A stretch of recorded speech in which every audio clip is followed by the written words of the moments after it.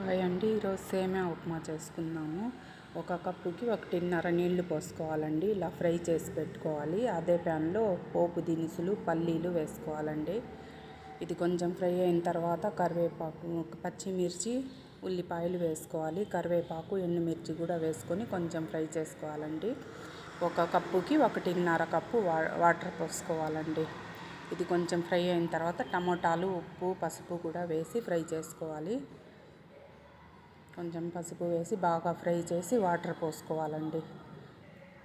ఇది మరిగిన తర్వాత సేమియా వేసేసుకోవాలి. వాటర్ మరిగిన తర్వాత సేమియా పోసేసుకోవాలండి. కలుపుతూ వేయాల్సిన అవసరం లేదు. సేమియాకి రవ్వకైతే కలుపుతూ వేయాలండి, లేకపోతే ఉండలు కట్టేస్తుంది. దీనికి ఏం అవసరం లేదు, అలాగే డైరెక్ట్గా వేసేసుకోవచ్చు. చూడండి ఎంత బాగా వస్తుందో. 1కి 1.5 వేసుకుంటే పొడి పొడిగా వస్తుందండి, బాగా ముద్దగా అవ్వదు.